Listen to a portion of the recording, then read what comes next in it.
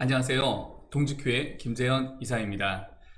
동탄 테크노밸리 전문 서적인 현직 부동산 중개법인 대표가 말하는 한 권으로 끝내는 동탄 테크노밸리의 저자이기도 합니다. 동직큐는 동탄 지식산업센터 원큐의 줄임말로 동탄 테크노밸리 전문 유튜브 채널입니다.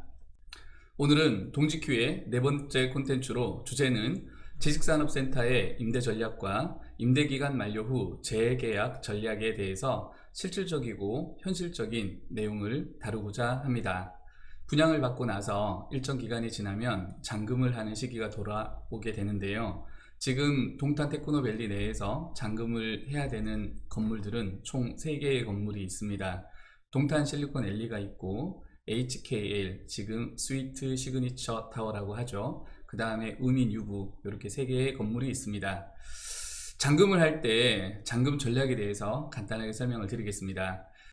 분양을 받고 나서 일정 시간이 경과하게 되면 사용 승인이 떨어지게 되는데요. 옛날 말로 준공이 떨어진다, 이렇게 표현하기도 합니다. 준공이 떨어지게 되면 잔금을 준비를 철저히 해야 합니다. 잔금은 대출과 현금으로 이루어지는데요. 분양가의 20% 정도의 현금이 필요하시다고 보시면 됩니다. 80% 대출을 받았을 경우 잔금 10%와 부가세 90%, 취득세를 합하면 대략 분양가의 20%가량이 됩니다.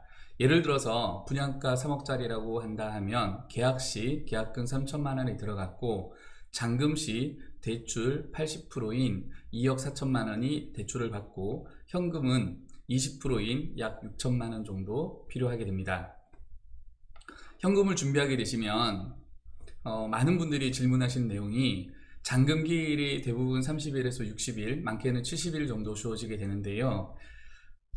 잔금을 언제 하는 것이 유리한가 라고 하는 질문을 하시게 되는데, 일단 제가 늘 말씀드리는 내용은 동일합니다. 중도금 이자가 50%에 대한 중도금 이자를 발생하게 되시고, 잔금은 80에서 90%에 대한 잔금을 지불하게 됩니다. 잔금에 대한 이자를 지불하게 되는데요. 중도금 이자는 대체적으로 신용대출이 많기 때문에 이자가 상당히 높은 편입니다. 다만 대출 비율이 50%이기 때문에 여기에 내는 이자의 비율과 잔금을 80에서 90% 했을 때 내는 이자 비율, 대부분 잔금을 하게 되면 담보대출이 함께 들어가기 때문에 금리는 중도금에 비해서 낮습니다. 이 경우에 유불리를 따져서 잔금을 먼저 하는 것이 유리한지 중도금을 유지했다가 잔금 기일 마지막에 잔금을 하시는 것이 유리한지를 판단해 보시면 됩니다. 만에 하나 실사용하거나 선임대가 맞춰졌다면 그 일정에 맞춰서 하시게 되면 됩니다. 또 많은 질문을 하시는 부분들이 중도금 은행은 대부분 집단대출을 진행하게 되지만 잔금은 집단대출을 진행하는 게 아니라 여러 개 은행이 협의해서 들어오게 됩니다. 예를 들어서 1000억짜리 사이트라고 하게 되면 7개 은행이 들어온다고 가정하였을 때 7개의 은행이 각각 1000억씩을 준비해서 들어오지 않습니다. 은행별로 예산을 가지고 들어오게 되는데요. 은행마다 대출 조건과 금리 조건이 다릅니다. 따라서 본인들이 준비해온 은행의 예산을 소진되고 나면 그 다음 은행을 초이스할 수밖에 없는 경우입니다. 본인에게 가장 유리한 대출을 받기 위해서는 각각의 은행에 다 대출을 넣어 보시는 것을 권해드립니다. 최악의 경우에 동일 호실, 동일 면적, 옆에 호실과 비교했을 때 제가 옆에 호실에 비해서 1.1에서 1.5배의 이자를 더 내는 케이스도 있을 수 있습니다. 운영 전략을 말씀을 드리도록 하겠습니다. 대출 자서도 하고 중도금 상환도 하였고 등기가 넘어가게 되면 지금 해야 되는 것이 임대 전략을 수립하시게 됩니다.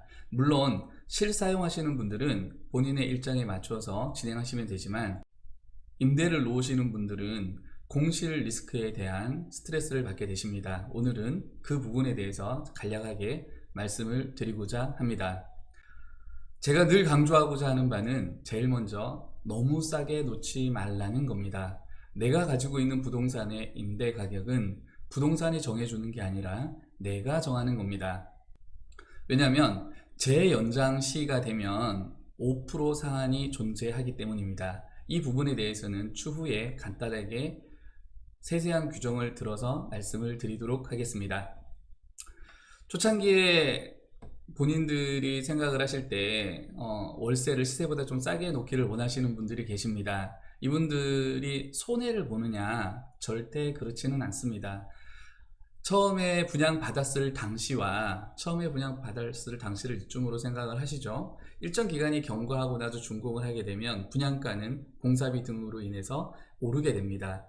즉 시세 차익으로 전체 본인이 손해본다고 생각하는 금액을 커버리지 할 수 있기 때문에, 예를 들어서 옆호실보다 조금 더 저렴한 임대 전략을 수립하는 것도 저는 정답이 될 수 있다고 생각합니다. 다만 초창기부터 너무 저렴하게 임대를 놓게 되면 5% 상한이 존재하기 때문에 1년 내지 2년 재연장 시점이 도래하였을 때 상당히 속상한 일이 발생할 수도 있기 때문입니다.